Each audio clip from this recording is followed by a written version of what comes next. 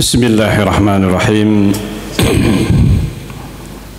Alhamdulillah, wassalatu wassalamu ala rasulillah wa ala alihi wa sahbihi wa mawalah wa ba'd. Jemaah sekalian yang dimuliakan oleh Allah Azza wa Jalla,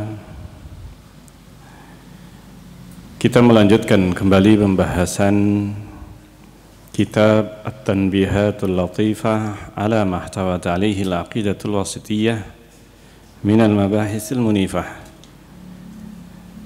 karya Syekh Abdurrahman bin Nasir As-Sa'di rahimahullahu ta'ala.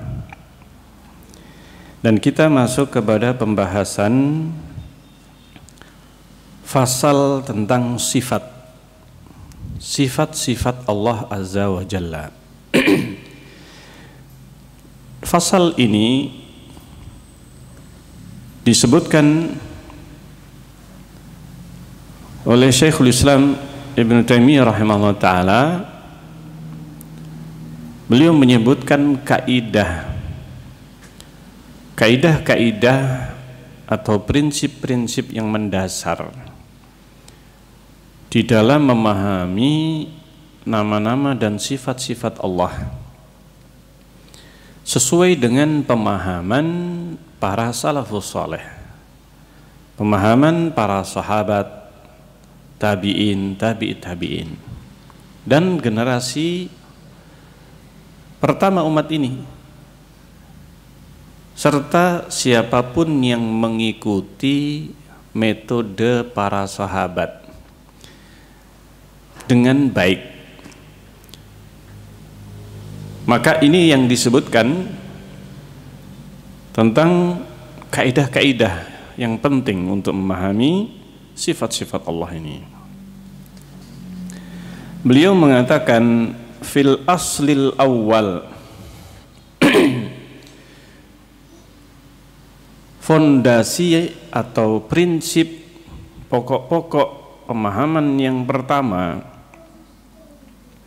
huwa aslul usul kulliha, dan ini adalah merupakan dasar, fondasi, prinsip yang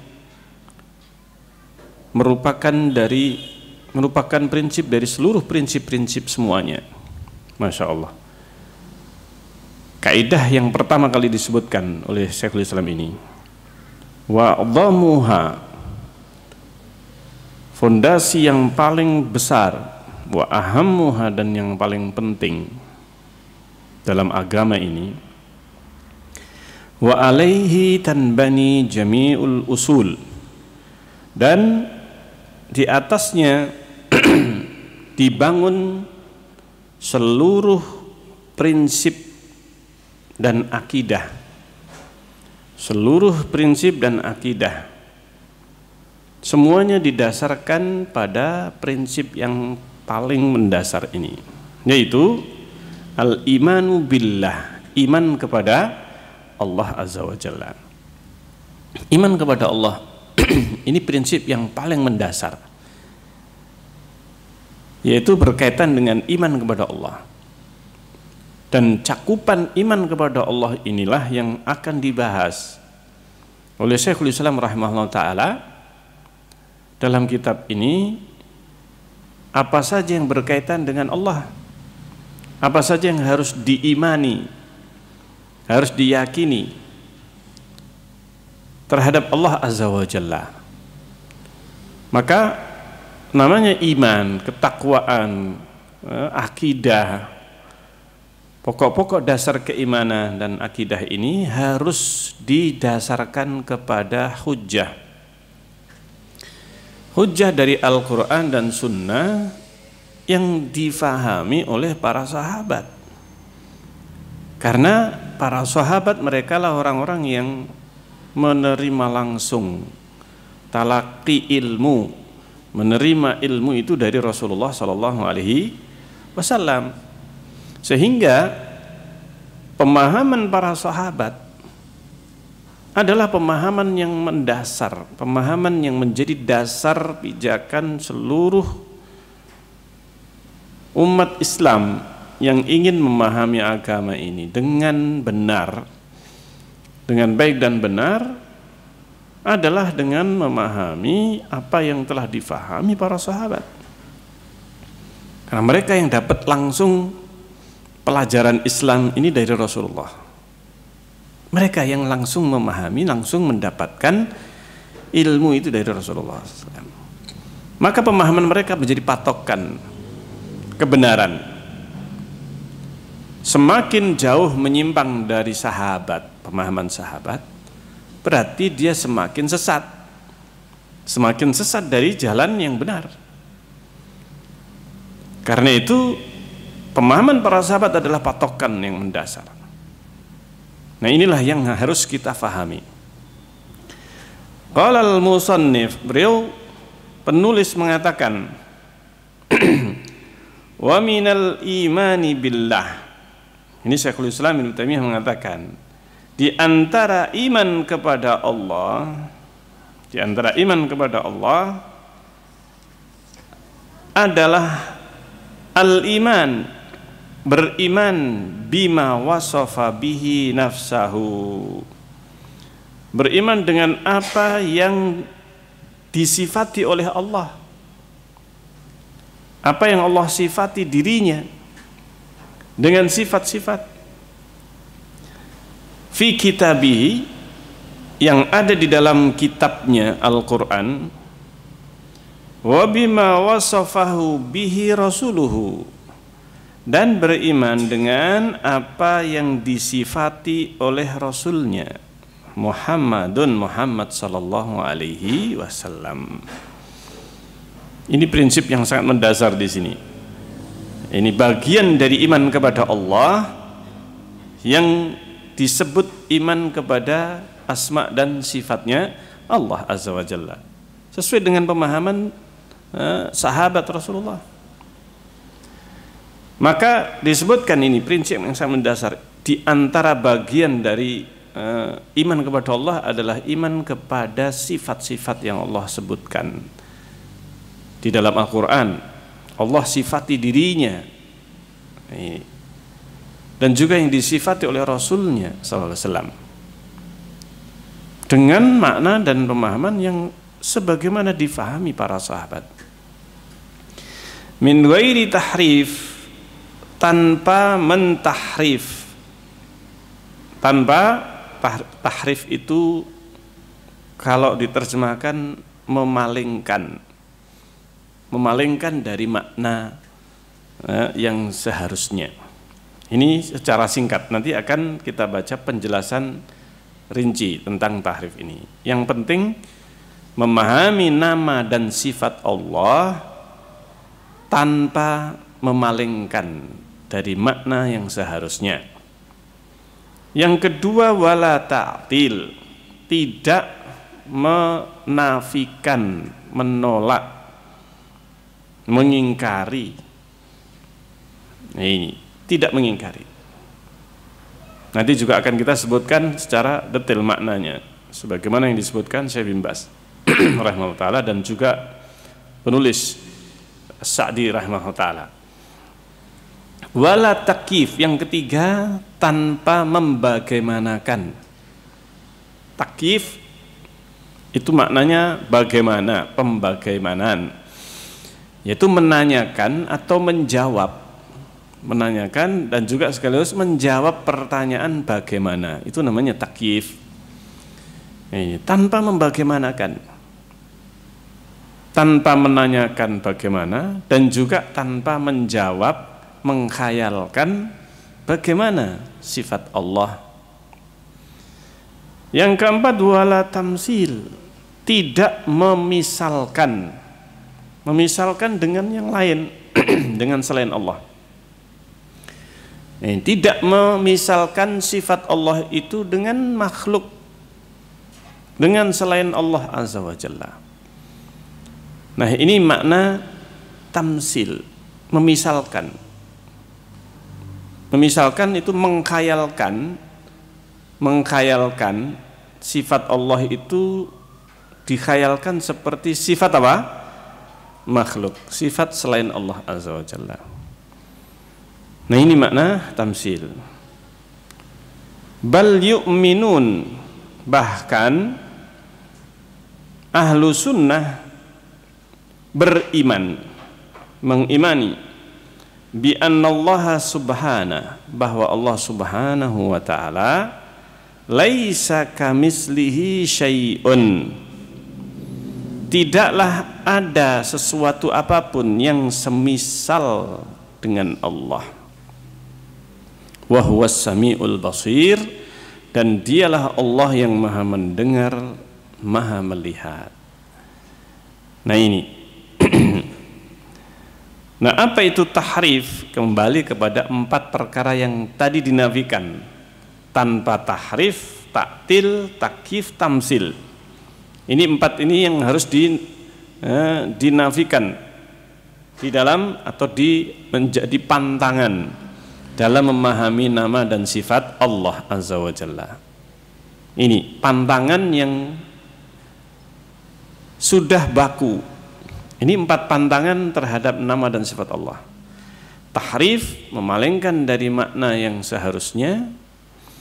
Taktil, menolak, mengingkari. Ini menafikan dari Allah Azza wa Jalla sifat nama yang sudah Allah tetapkan. Takyif, membagaimanakan. Tamsil, memisalkan. Nah, tahrif ini maknanya, Syekh bin Baz menyebutkan tentang makna tahrif ini. Maknanya adalah taghyiru alfadil asma'i was sifat, merubah, memalingkan lafat-lafat nama-nama dan sifat Allah. Ini atau merubah maknanya, merubah lafat atau merubah apa? Makna. Merubah lafat ini maksudnya mengganti lafat yang ada dalam Al-Quran atau dalam hadis dengan lafat lain, meskipun mungkin bisa jadi semakna, bisa jadi apa? Sinonim atau mungkin, tapi tidak ada dalam hadis atau dalam Al-Quran. Lafat itu tidak ada dalam Al-Quran. Ini termasuk tahrif. Termasuk apa?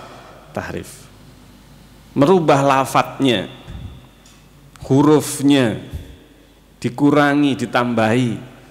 Paham sini kira-kira ya? Atau merubah maknanya, maknanya dirubah dari yang seharusnya.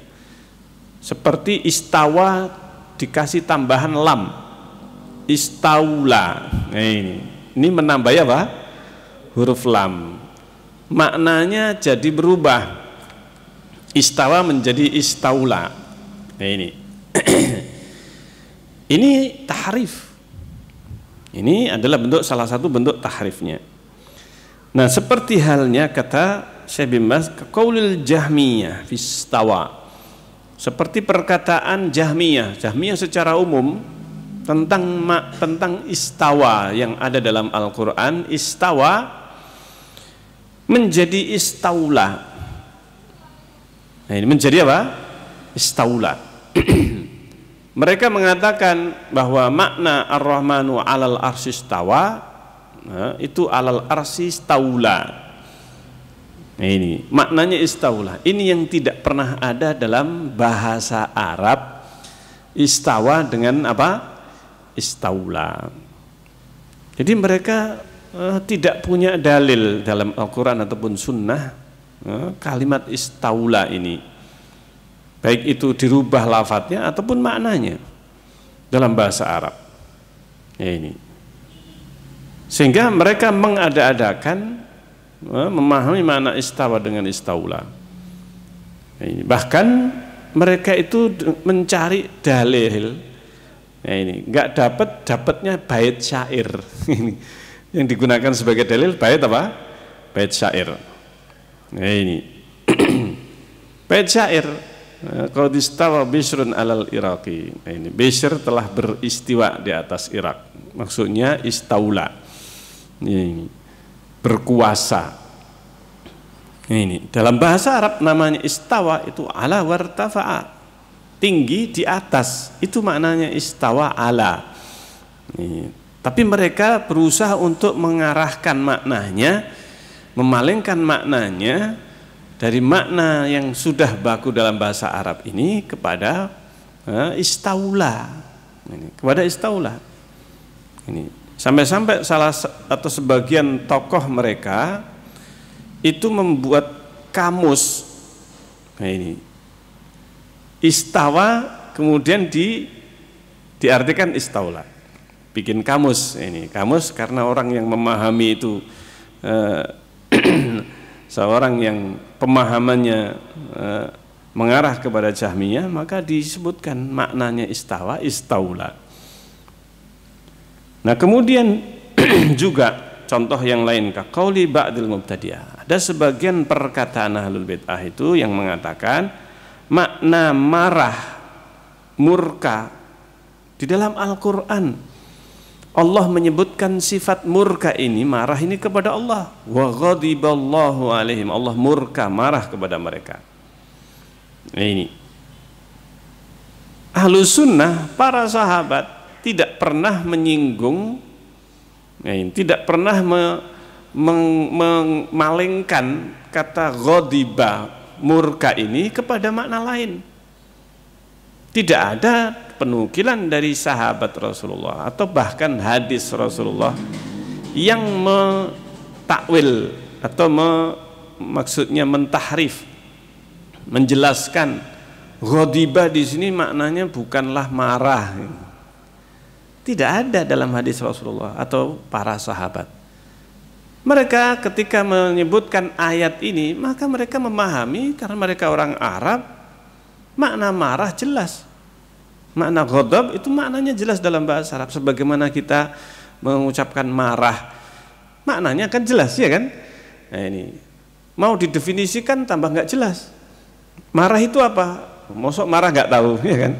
Nah, seperti itulah namanya marah, murka. Itu sesuatu yang maknanya jelas. Nggak perlu kita kemudian sibuk memaknai marah. Karena kata marah itu suatu yang maknanya jelas, tegas, nggak perlu kita artikan, definisikan, ini kita jelaskan. Justru ketika dijelaskan tambah nggak jelas. Ini makna marah itu tambah apa? Nggak jelas. Dan ini yang dilakukan oleh mereka ahlul kalam. Ini ahlul kalam berusaha untuk memaknai atau menjelaskan, mendefinisikan marah, sehingga akhirnya jadi nggak jelas. Padahal jangan disebutkan kata itu sudah jelas.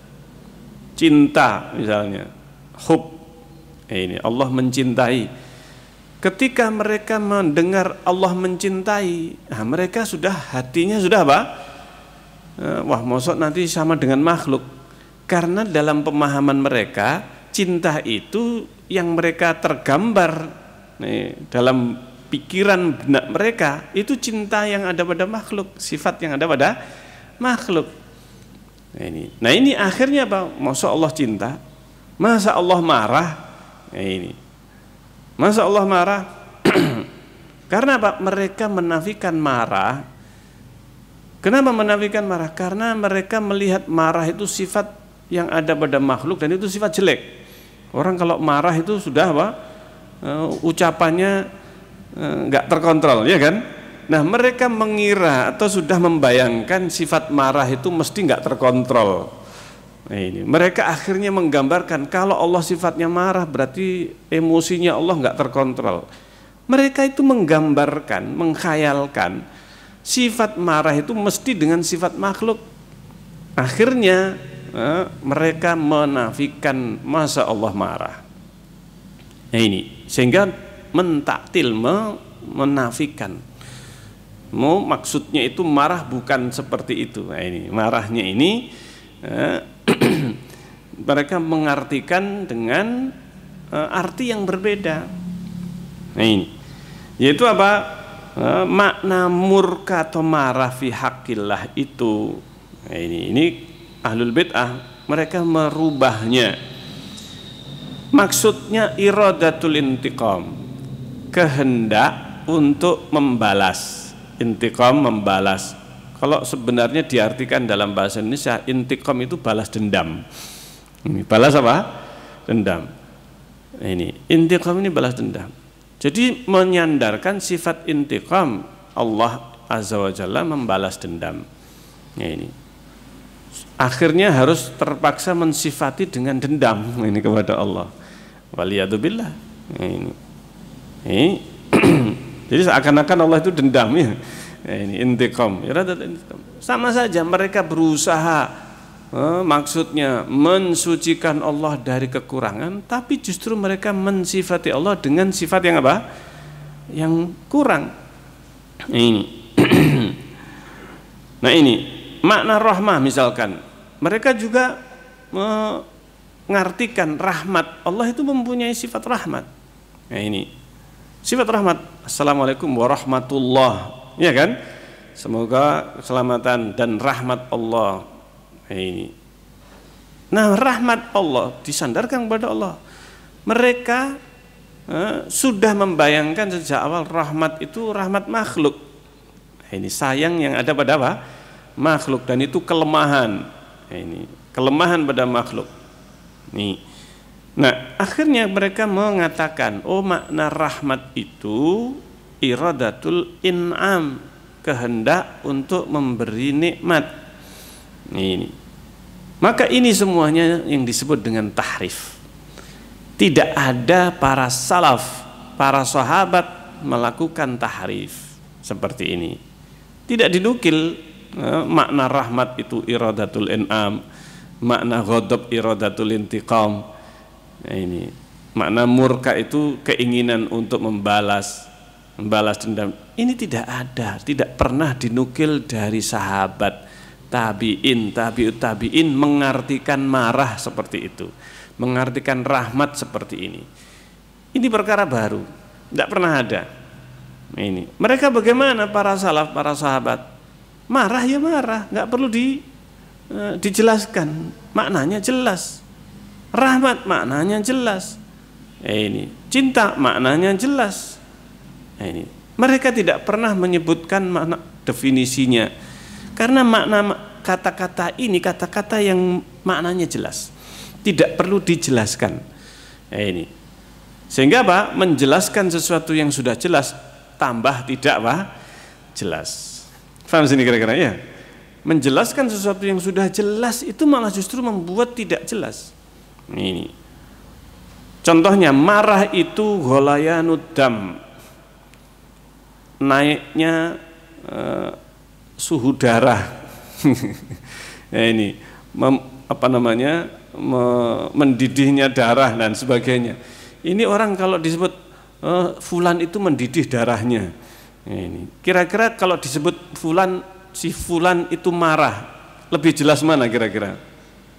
Lebih jelas marah langsung disebutkan daripada harus apa? Menyebutkan si fulan itu darahnya bergejolak atau darahnya memanas dan sebagainya. Subhanallah, malah nggak jelas ini. Nah sehingga apa? Mengartikan cinta, marah, kemudian rahmat, sayang. Ini semuanya justru menambah tidak jelas. Ini. Tapi dengan menyebutkan sifat itu langsung sudah tidak perlu dijelaskan. Ini. Taib. Nah disebutkan sehingga perkataan mereka rahmat iradatul in'am, keinginan rahmat itu keinginan untuk memberi nikmat, ghadab murka marah itu adalah keinginan untuk membalas dendam. Ini tahrif terhadap makna dari sifat-sifat Allah Azza wa Jalla. Sifat yang disandarkan kepada Allah banyak di dalam Al-Quran. Nah ini sifat-sifat yang seperti ini. Nah ini baik. Sifat-sifat yang seandainya itu disandarkan kepada makhluk memang mengandung makna lemah. Sifat-sifat itu jika ada pada makhluk memang mengandung makna yang sisi lemahnya, ada sisi lemahnya. Sifat rahmat tadi, sifat sayang. Nah, ini. Maka dia mempunyai sifat kelemahan. Sifat apa? Kelemahan. sifat cinta itu bisa mengandung sisi lemah. Nah, ini bisa jadi titik kelemahan seorang. Nah, ini itu ketika dia punya cinta, ya kan? Nah, ini maka itu bisa melemahkan. Melemahkan orang pemberani ketika orang yang dicintai diancam, ya kan? Ditangkap, maka dia sebenarnya punya kekuatan, punya pasukan. Tapi ketika orang yang dicintai itu ditahan, ini syaratnya dia harus menyerah.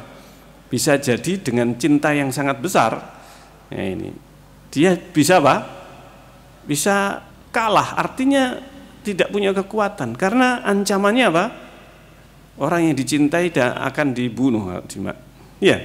Ini sehingga dia yang asalnya punya kekuatan, ini punya perintah perang, serang, tapi ternyata yang diserang ini ternyata menculik orang yang dicintai. Paham sini kira-kira? Nah, akhirnya dia mempunyai apa? Kelemahan di situ.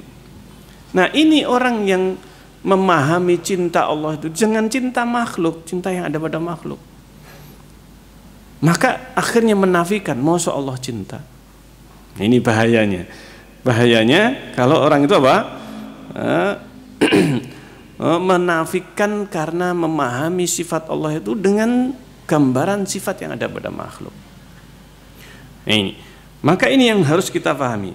Setiap sifat yang disebutkan oleh Allah dalam Al-Quran, maka ahlu sunnah, para salaf, para sahabat, mereka memahami apa adanya. Ini cinta ya cinta, marah ya marah, tidak perlu susah-susah untuk apa? Memalingkan dari maknanya yang asli. Baik, sehingga perkataan yang benar, beliau Syekh bin Baz mengatakan bahwa makna istawa Allah beristiwa di atas arsy, maksudnya irtifa wal ulu, Allah itu tinggi di atas. Apa susahnya mensifati Allah dengan apa? Di atas, ya, maha tinggi, dan itu sifat yang mulia. Kalau itu pada makhluk itu sifat yang apa? Yang mulia. Nah, ini sifat di atas adalah sifat yang baik, sifat yang mulia. Nah, ini salah satu di antara sifat yang ditetapkan oleh Allah sendiri dalam Al-Quran, beristiwa di atas arsy. Ini, dan ini bahasa Arab. Ini adalah sharih lughatil Arab. Dalam bahasa Arab jelas maknanya. Ini.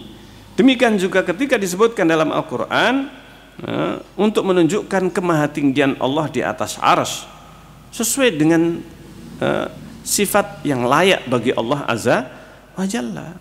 Kemahatinggian Allah Azza wa Jalla, keagungan Allah Azza wa Jalla.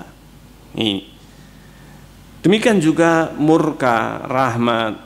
Ini dua sifat hakiki, dua sifat yang hakiki. Hakiki itu artinya makna marah ya marah, makna cinta ya cinta. Tidak perlu dia apa? Dipalingkan maknanya kepada yang lainnya, atau tadi didefinisikan ya, dengan justru dengan penjelasan yang malah tidak jelas, menjadi tidak jelas. Nah, ini sehingga ketika disebutkan sifat marah, marah sesuai dengan keagungan Allah, cinta sesuai dengan keagungan Allah, kasih sayang sesuai dengan keagungan apa?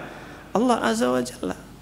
Yang jelas tidak sama dengan cintanya makhluk, tidak sama dengan sayangnya makhluk, tidak sama dengan murkanya, marahnya makhluk. Ya, Allah marah tapi nggak sama dengan marahnya apa? Makhluk. Nah, ini karena marahnya makhluk mungkin tadi yaitu apa? Naiknya darah atau suhu darah dan sebagainya, bergejolaknya darah. Ini makhluk, mosok kemudian disandarkan kepada Allah naiknya darah, berarti kalian menetapkan darah pada Allah ini ya. Akhirnya mosok Allah punya darah, akhirnya sesuatu yang sebenarnya tidak perlu.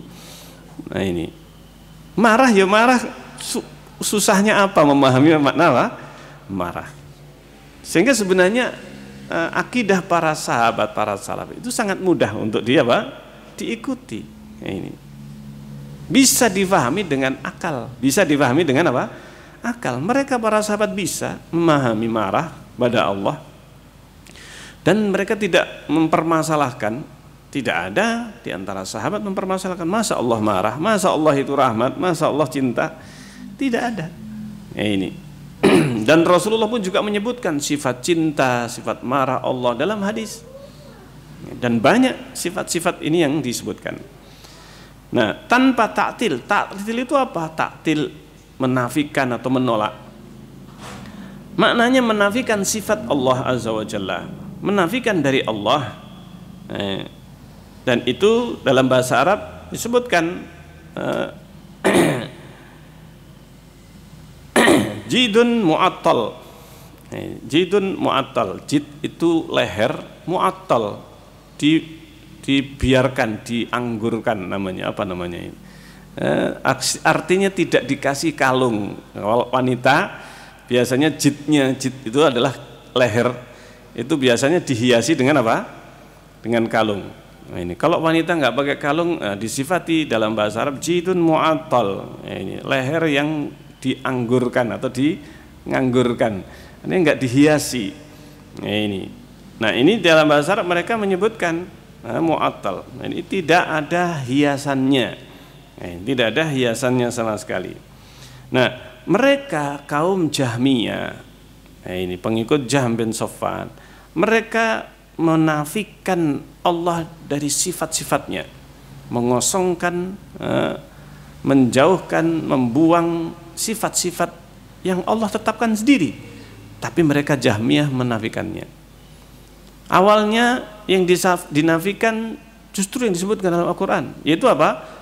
Allah menjadikan Nabi Ibrahim sebagai kekasih, ya kan? Mereka menganggap, wah, masa Allah punya kekasih? Kekasih itu kan sifat yang ada pada apa? Makhluk manusia punya kekasih. Allah berbicara kepada Musa, masa Allah berbicara? Mereka sudah mengkhayalkan makna berbicara seperti berbicaranya apa? Makhluk manusia, sehingga akhirnya mereka menafikan dari Allah Azza wa Jalla supaya nggak sama dengan makhluk. Tujuannya itu, subhanallah. Jadi iblis, syaitan itu bisa membisikkan kepada manusia sampai mereka menafikan sifat-sifat Allah, sampai menafikan sifat-sifat Allah ini. Ada kelompok Jahmiyah, ada kelompok apa? Jahmiyah ini, subhanallah, sampai menafikan Allah nggak boleh mempunyai sifat kekasih. Ja'ad bin Dirham, gurunya Jahm, pendahulunya Jahm bin Safwan, tetapi justru disandarkan keyakinan kelompok ini kepada Jahm bin Safwan. Nah, ini karena namanya Ja'ad ini sudah tenggelam duluan, pemahamannya diambil oleh Jahm bin Safwan, yaitu menafikan Allah mempunyai kekasih Ibrahim. Allah berbicara, mereka menafikan. Jahmiyah diambil dari Ja'ad bin Dirham. Ja'ad bin Dirham ini sudah dihukum, dipenggal lehernya, disembelih. Ini pada waktu itu penguasanya, gubernurnya Khalid Al-Qushairi rahimahullah ta'ala. Nah, ini di Irak.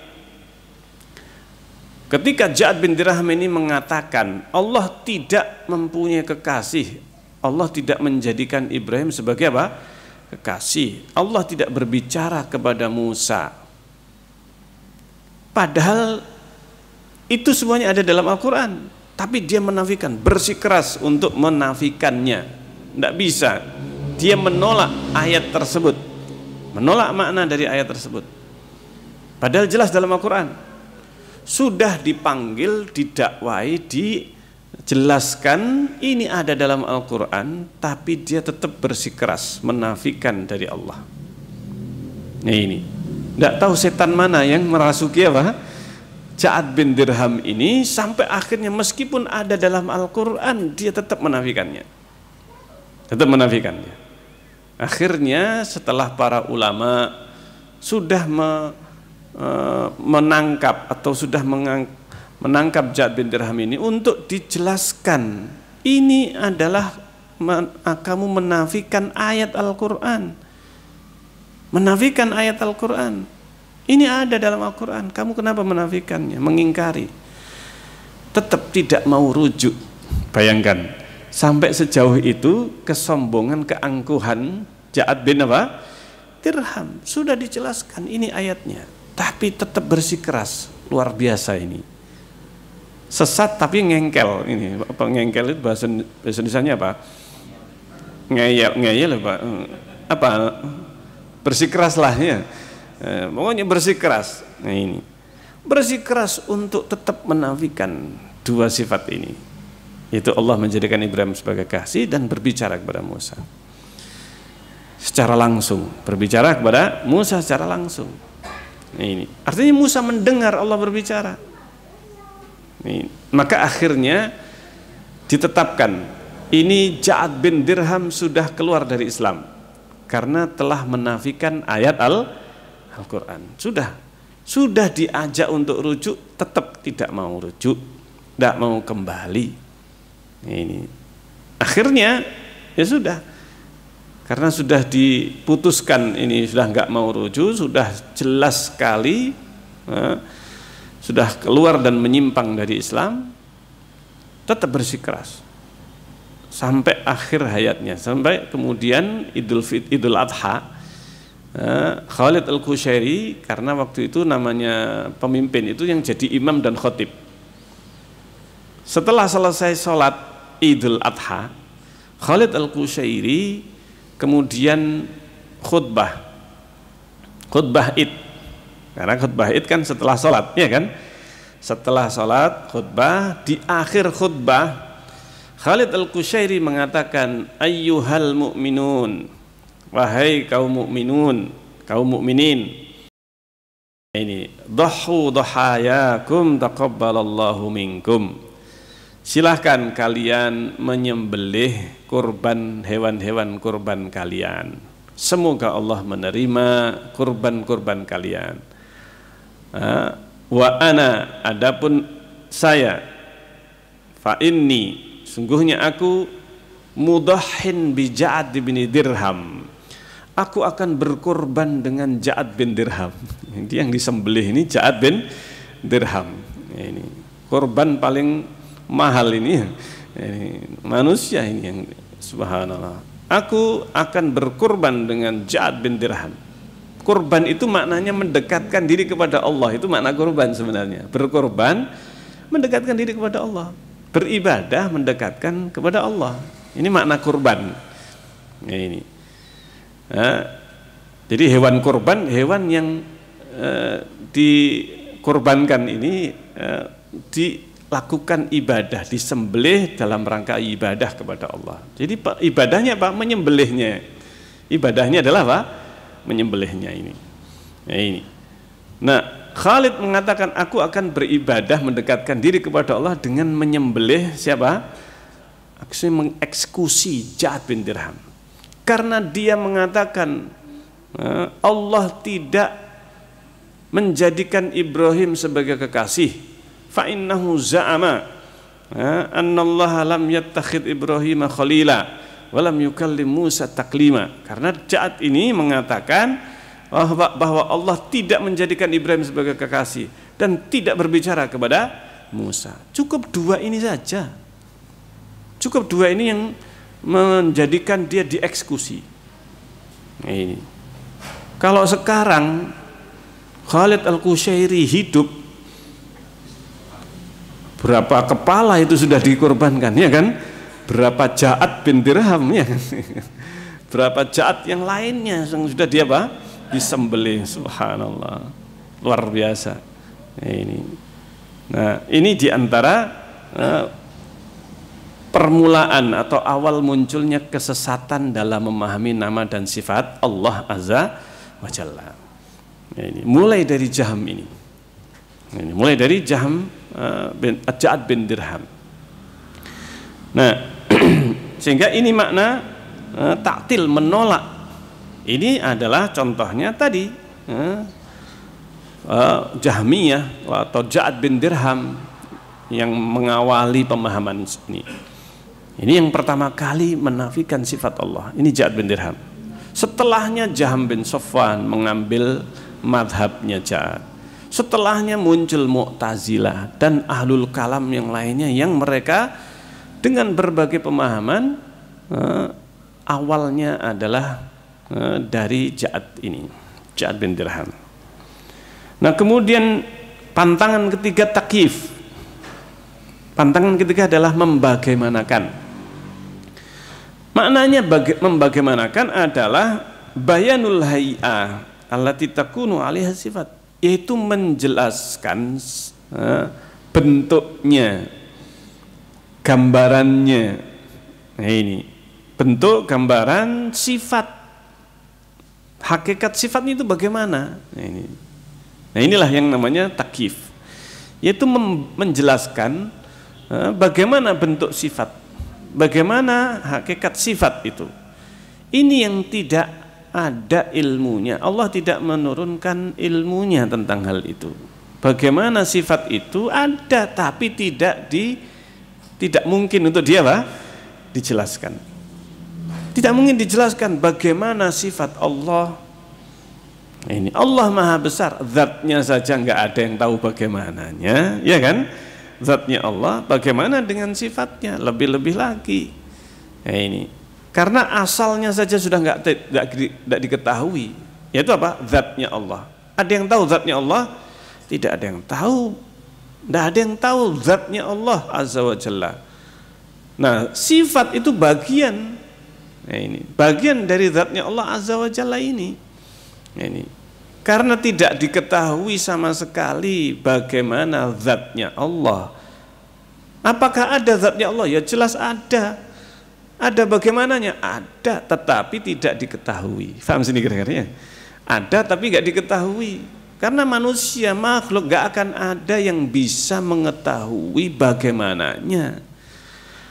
Manusia diberi akal untuk memahami keberadaan sifat itu. Allah itu ada, manusia bisa paham. Allah itu ada wujudnya, ada zatnya, faham manusia.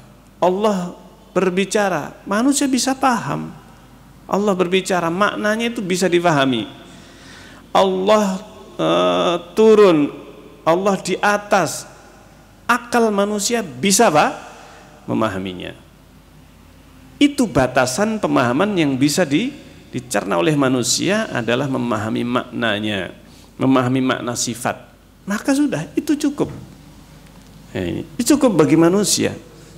Adapun lebih dari itu nggak mampu akal manusia, nggak mampu indera manusia untuk melihat Allah, apalagi melihat sifatnya Allah Azza wa Jalla.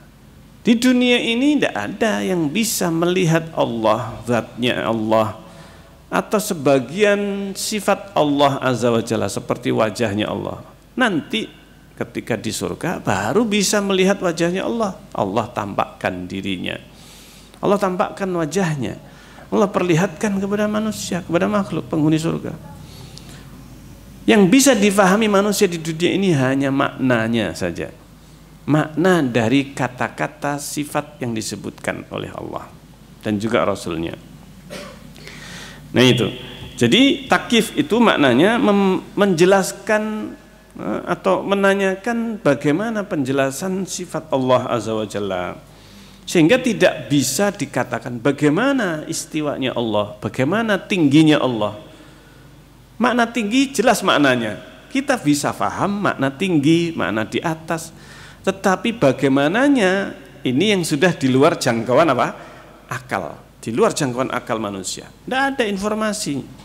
Nah ini informasinya Allah di atas, selesai, itu sudah bisa difahami manusia. Tapi lebih dari itu, yaitu bagaimananya, nggak bisa. Nah ini nggak bisa dicapai oleh akal manusia. Bagaimana tangannya Allah?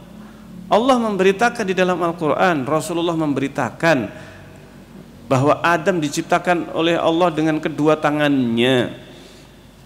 Ini sudah bisa difahami, dua itu maknanya jelas, ya kan?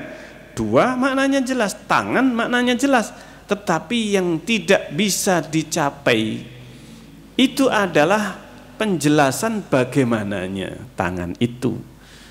Makna tangan jelas, tapi bagaimananya yang tidak apa? Tidak mungkin bisa dijelaskan. Ya. Karena Pak, manusia tidak bisa melihat Allah, tidak bisa melihat tangannya Allah. Tetapi manusia bisa memahami makna tangan, makna mata. Nah, ini jelas maknanya. Ini. Nah, seperti misalnya makhluk yang sangat kecil. Nah, ini makhluk yang sangat kecil. Dulu belum ada mikroskop. Nah, ini semut atau binatang yang lebih kecil lain. Ada kepala, ada kakinya. Kakinya semut bagaimana? Dulu belum ada mikroskop. Ya, itu nggak ada yang bisa tahu bagaimana bentuk kakinya secara lebih apa? Detail. Nah, ini bagaimana detail tangannya semut. Sekarang bisa, iya kan? Pakai mikroskop atau pakai pembesar yang luar biasa 100 kali sehingga detailnya tangan semut, oh ternyata beda dengan tangan manusia misalnya, iya kan? Oh beda dengan tangannya binatang yang lainnya. Ini bagaimana mulutnya semut, bagaimana matanya semut. Ternyata kalau dulu nggak bisa dipahami, lalat, matanya lalat. Nah ternyata dengan alat pembesar yang sangat luar biasa sehingga bisa diteliti, oh ternyata matanya lalat berbeda dengan matanya apa? Manusia, matanya semut. Bahkan bagaimana melihatnya semut, bagaimana melihatnya lalat, ternyata berbeda dengan melihatnya manusia. Ini yang nampak bagi semut itu berbeda. Itu bisa diteliti oleh manusia, iya kan? Bisa diteliti oleh manusia. Sehingga bisa diketahui bahwa meskipun sama-sama disebut mata manusia, matanya onta, beda.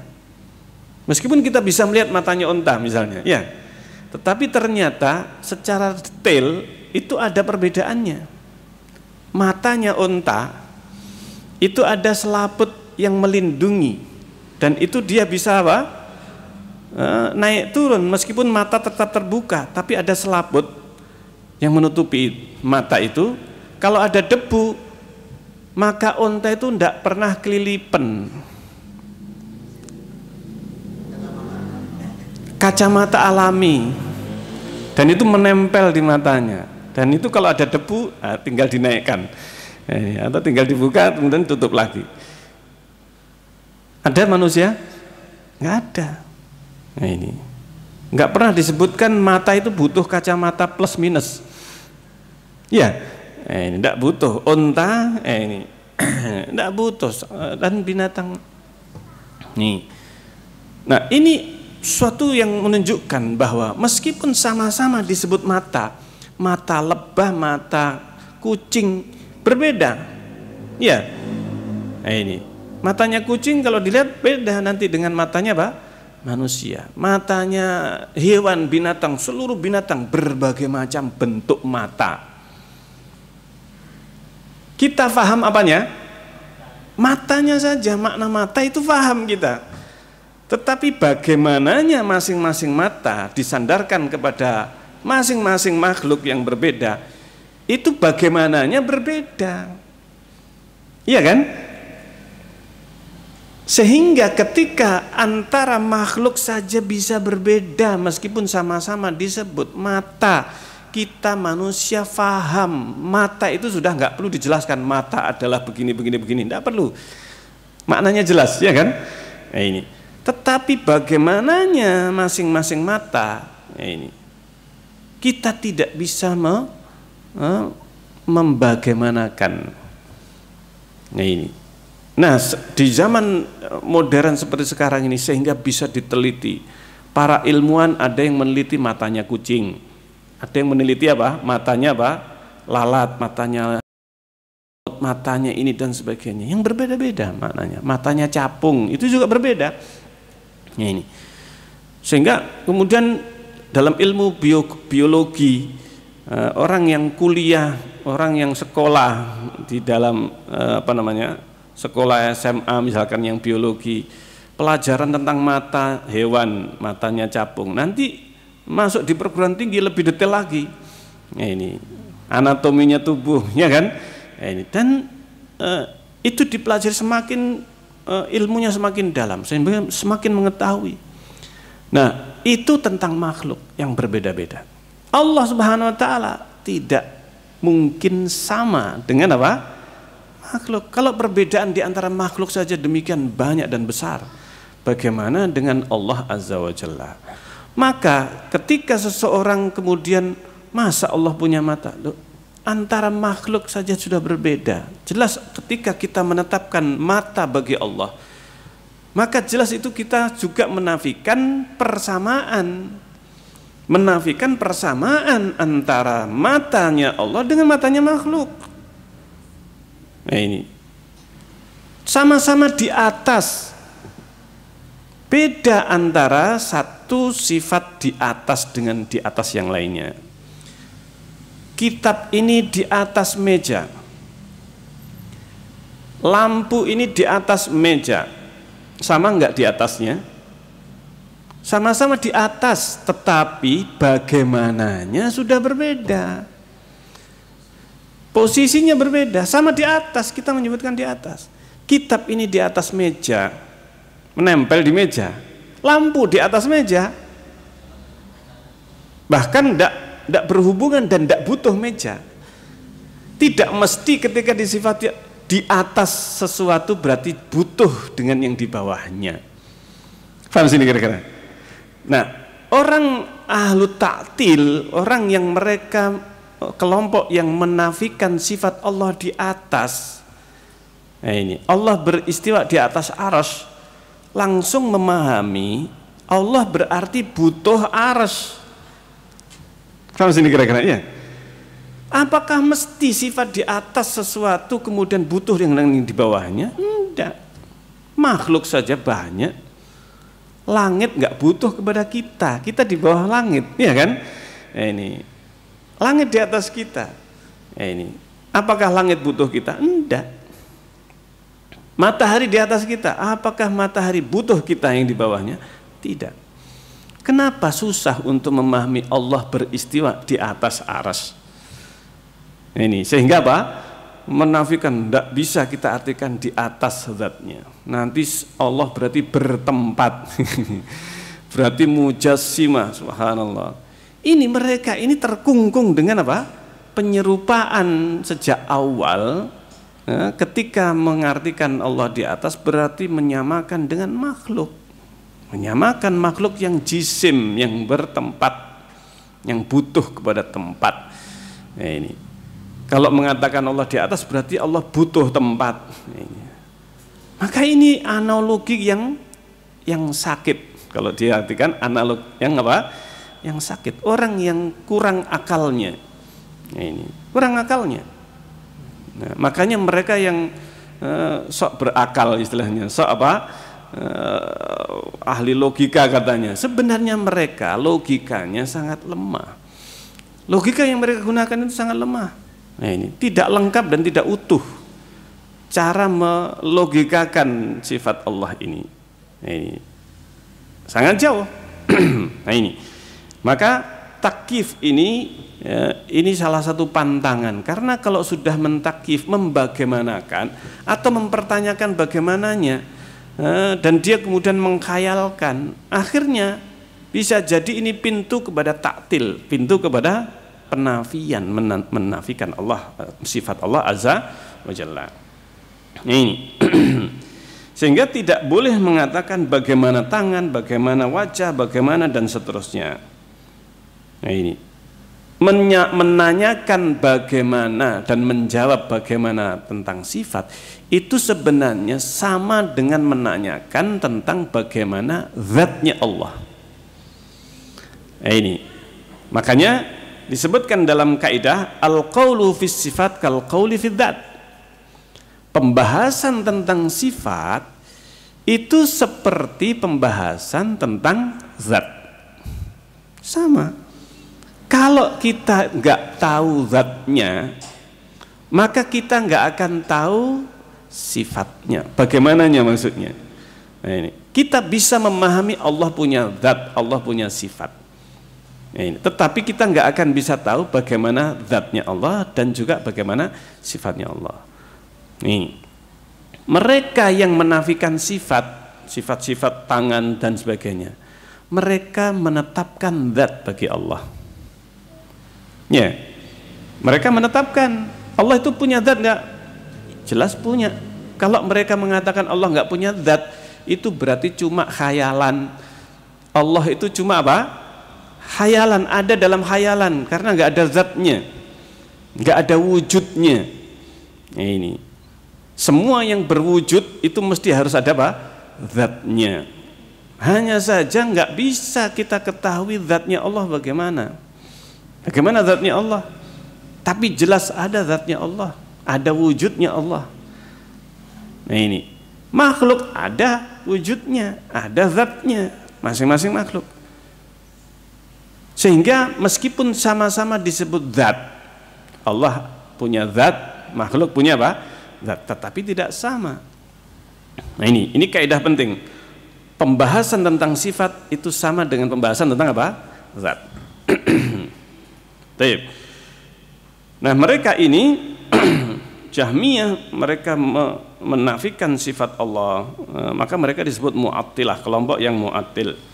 Nah, yang membagaimanakan sifat itu sebenarnya setiap kelompok mereka yang sesat ini diawali dengan menanyakan tentang apa? Bagaimana. Mereka sudah masuk ke ranah bagaimana sifat Allah Azza wa Jalla. Ketika sudah memasuki ranah sifat, membagaimanakan sifat, inilah yang menjerumuskan ke dalam berbagai kesesatan. Ini itu awalnya adalah menanyakan, mengkhayalkan bagaimananya sifat-sifat yang Allah sebutkan dalam Al-Quran, dalam hadis Rasulullah. Ketika membagaimanakan, maka muncul akhirnya, masa Allah itu, karena sudah membagaimanakan, sudah menanyakan bagaimana dan mengkhayalkan seperti sifat pada makhluk. Bagaimananya sifat itu seperti bagaimananya sifat makhluk. Karena mereka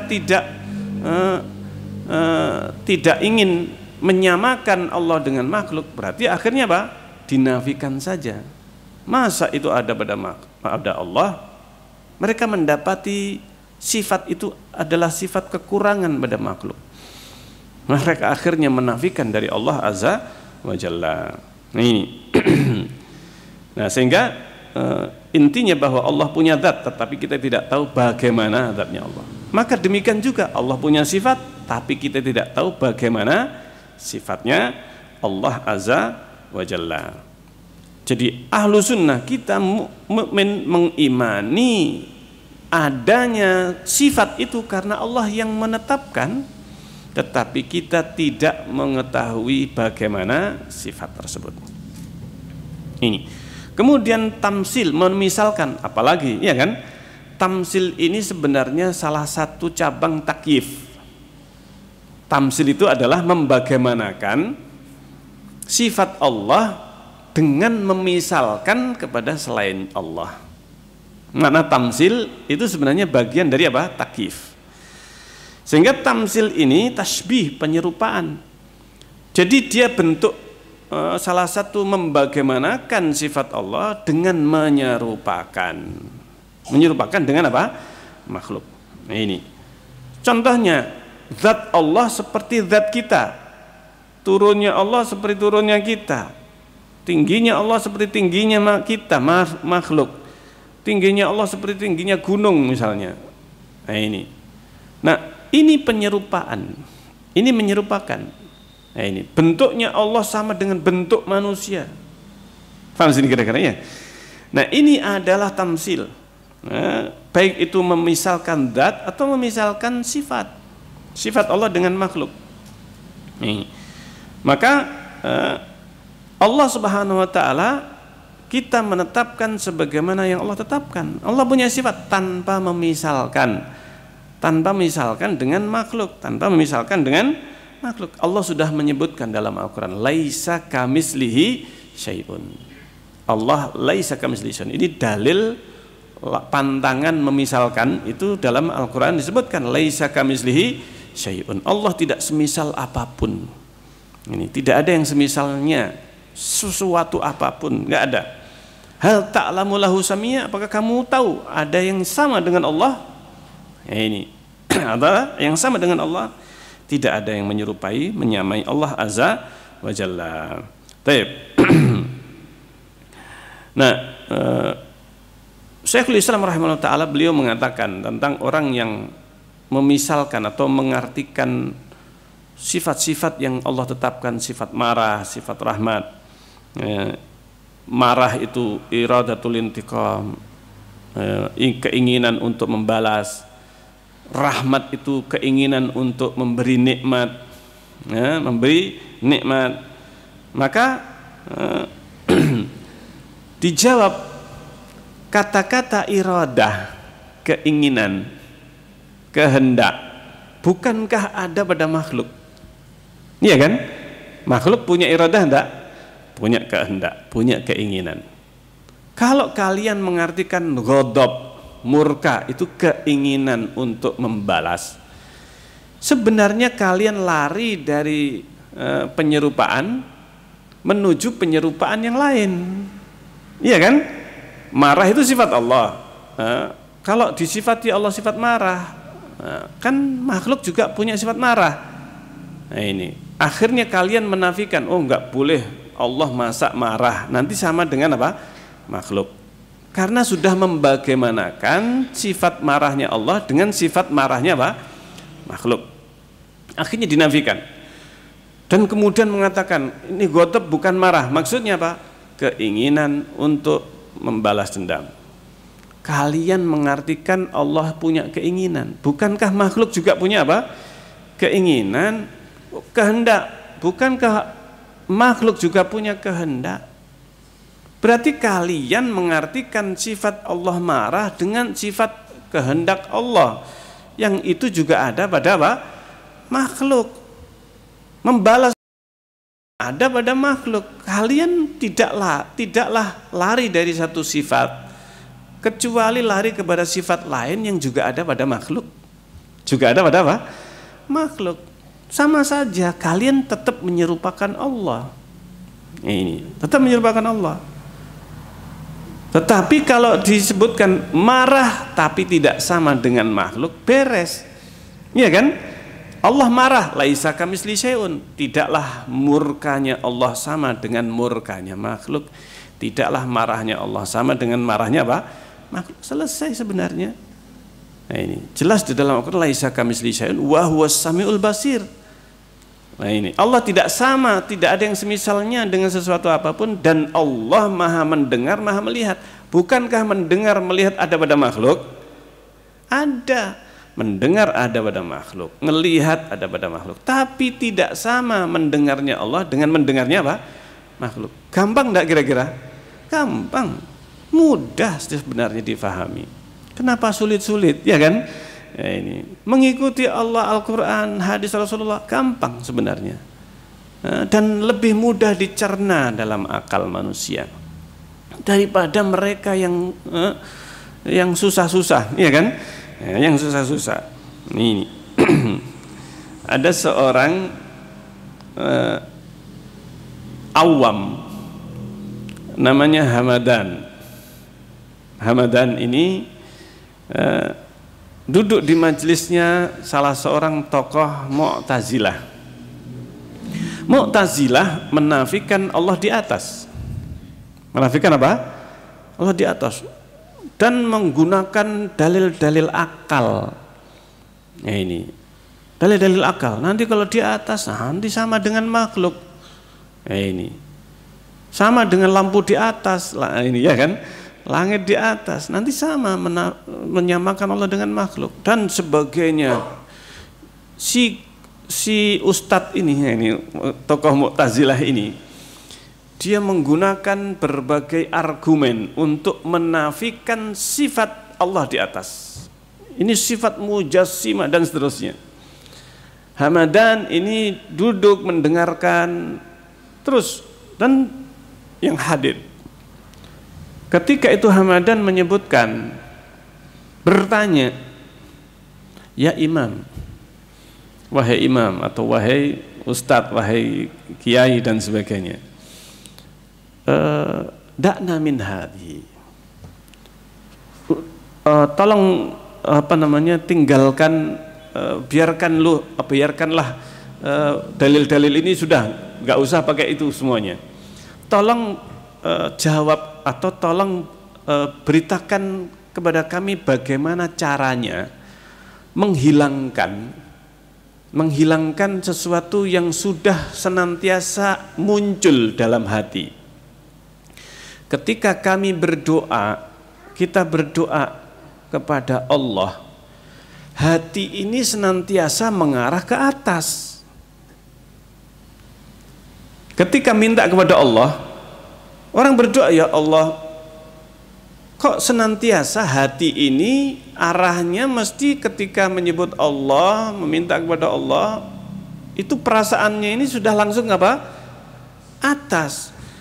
Sementara katanya tidak boleh mengatakan Allah dia apa? Di atas. Nah ini, Allah di atas. Ini. Bagaimana cara menghilangkan? Bagaimana cara apa?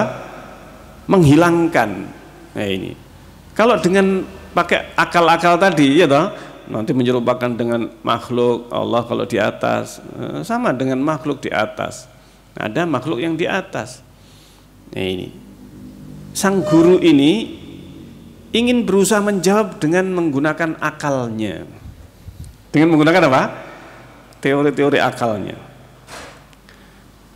Berusaha untuk memikirkan bagaimana cara menjawabnya ini.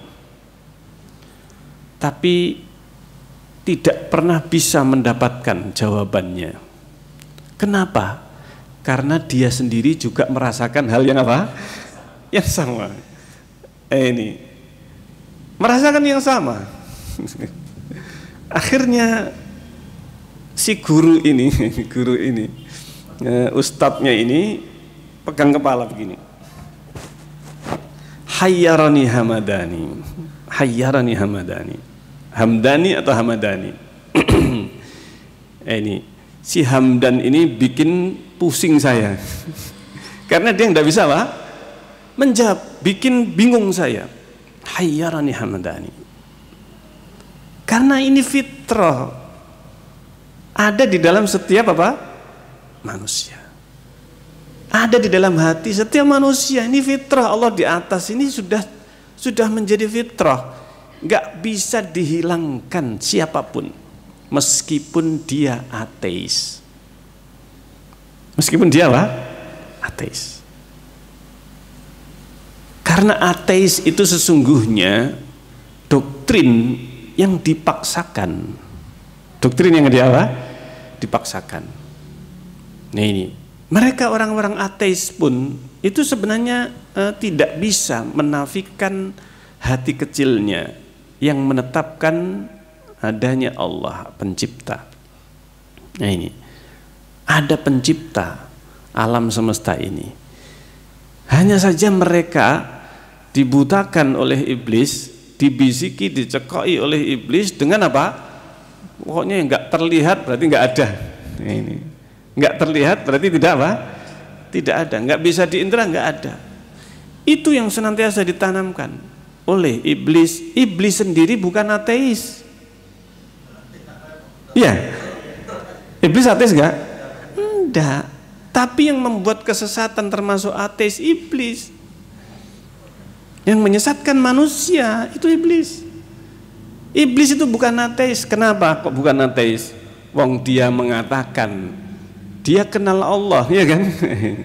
Langsung berbicara kepada Allah, khalaqtani min nar wa khalaqtahu min tin. Engkau ciptakan aku dari api, engkau ciptakan dia dari tanah. Loh, iblis saja mengakui Allah pencipta dia. Ya. Iblis mengakui Allah itu menciptakan dirinya, menciptakan Adam, menciptakan surga, neraka. Bahkan dia ditempatkan di surga. Iblis ditempatkan oleh Allah di surga. Jadi iblis itu percaya, yakin dengan adanya surga. Nah ini, dengan adanya apa? Surga, dia tempatnya di surga. Ditempatkan oleh Allah di dalam surga. Nah ini, iblis menggoda Adam di surga, jangan ketika dilarang jangan makan buah ini. Allah menyebutkan wala taqrabu hadhihi syajarah, jangan dekati pohon itu, pohon yang disebut oleh iblis ini syajaratul khuldi. Nah ini, syajarah apa? Khuldi, dinamakan iblis buah atau pohon khuldi. Nah ini. Nah ini yang dikatakan oleh iblis dengan dusta kepada Adam. Ini kalau kamu makan buah khuldi kamu kekal.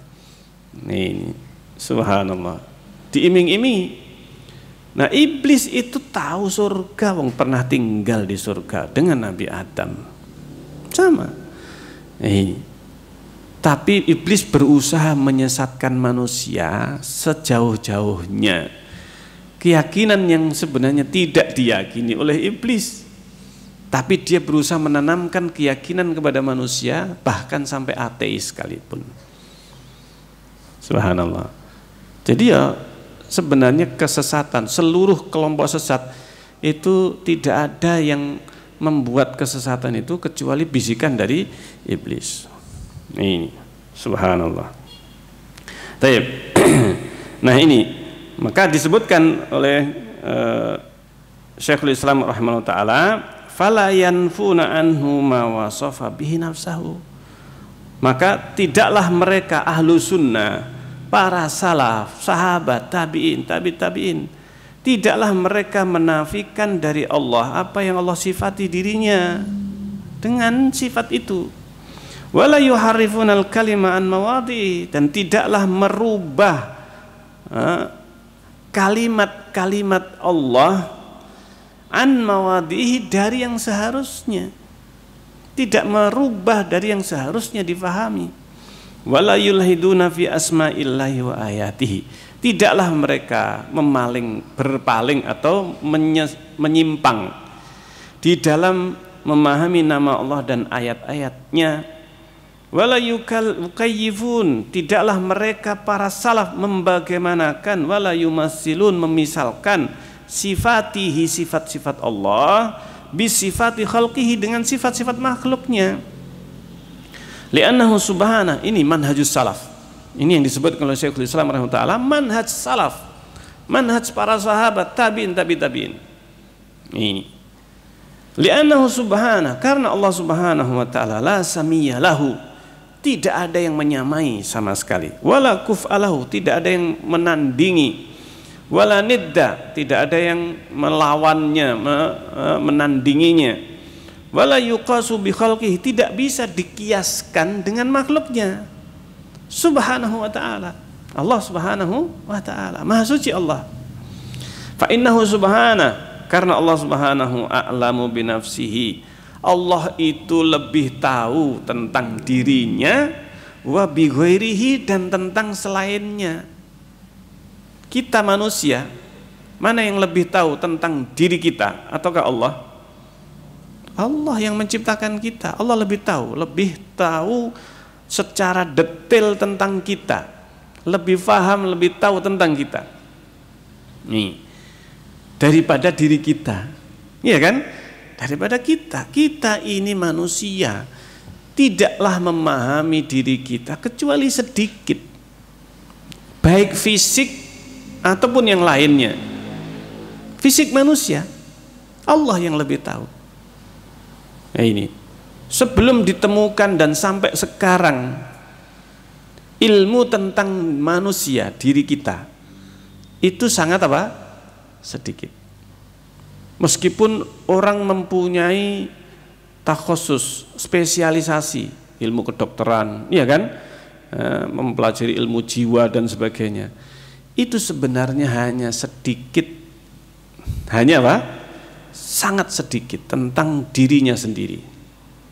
Makanya banyak penemuan-penemuan baru tentang manusia, kulitnya, jantungnya, iya kan? Ini penemuan-penemuan yang berkaitan dengan fisiknya, tubuhnya, dan itu terus berkembang dan bertambah pengetahuan manusia tentang dirinya. Tapi itu pun tidaklah Pak, kecuali hanya sedikit saja. Allah yang lebih tahu. Allah yang menciptakan bagaimana manusia, sistem pencernakan, sistem peredaran darah. Allah yang maha tahu. Menciptakan manusia. Ini subhanallah. Semakin manusia itu mempelajari dirinya, sebenarnya seharusnya dia semakin beriman kepada apa? Kepada Allah. Semakin beriman kepada Allah. Ini Allah lebih tahu tentang dirinya sendiri dan juga lebih tahu tentang makhluknya daripada makhluk itu tentang dirinya. Wa asdaqu qila, dan Allah yang paling benar ucapannya, perkataannya, firman-Nya. Wa ahsanu haditha, dan yang paling baik hadis. Hadis itu pembicaraan atau perkataan. Min khalqihi, daripada makhluknya. Tsumma rusuluhu, kemudian para rasulnya, shadiquna musaddaqun, mereka itu shadiqun, jujur, benar, musaddaqun, dan dibenarkan, dipercaya. Ucapannya dipercaya. Para nabi dan rasul oleh Allah dipilih manusia-manusia paling jujur. Rasulullah adalah manusia paling apa? Jujur. Dan mereka orang Arab pun percaya, yakin setiap ucapan Rasulullah itu yakin benar sebelum diutus jadi apa? Rasul. Dan sebenarnya mereka bangsa Arab Quraisy terutama, mereka tahu Rasulullah SAW tidak akan mungkin berdusta. Bahkan mereka memberi julukan Al-Amin itu hanya kepada Rasulullah. Nah ini bisa dipercaya. Tetapi setelah diutus jadi Rasul berubah. Mereka menyebutkan kadzab, ya kan? Mendustakan. Padahal sebenarnya ucapan mereka kadzab itu dusta. Mereka tahu, nah ini, mereka tahu mereka dusta ketika mengatakan Rasulullah dusta, karena mereka kenal dengan Rasulullah bukan pendusta. Jadi yang dusta siapa kalau gitu? Nah ini. Jadi mereka ketika menjuluki Rasulullah kadzab, mereka tahu mereka dusta. Paham sini kira-kira? Subhanallah. Tapi demikianlah kesombongan, keangkuhan mereka yang akhirnya melakukan kedustaan, memfitnah Rasulullah SAW, penyair. Padahal mereka tahu Rasulullah bukan penyair. Rasulullah mereka tahu, mereka percaya, yakin. Mereka menyebut Al-Amin sebelumnya. Dan subhanallah, demikianlah namanya hidayah. Itu demikian mahalnya. Jadi iblis itu berusaha untuk menutupi kebenaran. Nah ini berusaha untuk membungkus, menutupi orang-orang kufar dengan syubhatnya iblis. Nah ini subhanallah. Nah ini bi khilafil ladina yaquluna alaihi ma la ya'lamun, berbeda dengan kelompok yang mengatakan tentang Allah, mengatakan tentang Allah yang tidak mereka ketahui. Ini tidak mereka apa? Ketahui. Mereka menyebut, memikirkan tentang Allah dengan akalnya, tapi hasilnya berbeda-beda.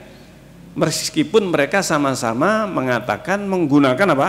Akalnya. Yang Mu'tazilah, Jahmiyah, Asy'ariyah, mereka menggunakan akal. Dan mereka mengakui mereka itu menggunakan apa? Akalnya. Tapi hasilnya kok berbeda-beda. Sama-sama menggunakan apa? Akal. Saling berbantahan satu dengan yang lain. Maka ahlu sunnah, nah ini, menggunakan akal untuk memahami Al-Quran dan sunnah, wahyu. Yang dijadikan patokan kebenaran, wahyunya. Akal itu fungsinya untuk memahami, bukan menetapkan kebenaran. Bukan apa? Menetapkan kebenaran. Akal itu diciptakan oleh Allah untuk memahami kebenaran, bukan menetapkan kebenaran. Ini kebenaran itu hanya dari Allah Azza wa Jalla. Apa yang Allah turunkan dalam Al-Quran melalui lisan Rasulnya, itulah kebenaran. Wahyu dari Allah Azza wa Jalla. Akal manusia diciptakan untuk bisa memahami apa yang disampaikan para nabi dan rasul dari Allah Azza wa Jalla. Ini Masya Allah. Fa lihada qala subhana, karena itu Allah berfirman subhana rabbika rabbil izzati amma yasifun. Maha suci Rabbul Izzah, pemilik keagungan, amma yasifun, dari apa yang mereka sifati. Mereka mensifati Allah dengan yang tidak ada ilmunya dari Allah, mensifati dengan akal mereka sendiri. Nah ini, wassalamun ala mursalin, dan semoga keselamatan atas para rasul. Kenapa? Mereka menetapkan sifat Allah karena wahyu yang Allah turunkan kepada mereka. Mereka sekedar menyampaikan wahyu dari Allah, bukan memahami dengan apa? Akal. Ini tidak bisa memahami manusia itu dengan akalnya sendiri tanpa bimbingan wahyu dari Allah. Para rasul mereka mendapatkan bimbingan wahyu dari Allah, bukan dengan menetapkan itu dengan akal. Akal para nabi dan rasul tujuan fungsinya sama dengan manusia yang lainnya, memahami wahyu, memahami apa yang Allah wahyukan, Allah turunkan kepada para rasul. Ini walhamdulillahi rabbil alamin, segala puji bagi Rabbul alamin. Fasabbaha nafsahu, maka dalam ayat ini Allah mensucikan dirinya, amma wasafahu bihil mukhalifuna lirrusul. Allah mensucikan dirinya dari apa yang disifati oleh orang-orang yang menyimpang menyelisihi para rasul. Wasallama alal mursalin, dan menyelamatkan dan menyatakan keselamatan para rasul. Wassalamun alal mursalin.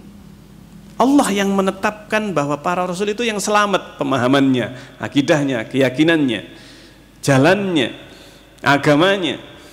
Ini maqalu, karena apa? Li salamati maqalu, karena keselamatan, kebenaran apa yang mereka katakan para nabi dan rasul. Itulah yang benar ucapannya, karena mereka menyampaikan dari Allah. Minan naqsi wal aib, mereka selamat, ucapan para nabi dan rasul, dari kekurangan, dari aib. Ini Masya Allah. Ini kalimat Syekhul Islam Ibnu Taimiyah rahimahullah ta'ala. Dan insya Allah akan kita baca penjelasan syarah dari Syekh Abdurrahman bin Nasir As-Sa'di rahimahullah ta'ala, insya Allah dalam kesempatan yang akan datang biidznillah ta'ala. Sampai di sini kita akhiri pembahasan kita. Subhanakallahumma rabbana wa bihamdik, asyhadu an la ilaha illa anta, astaghfiruka wa atubu ilaik. Wassalamualaikum warahmatullahi wabarakatuh.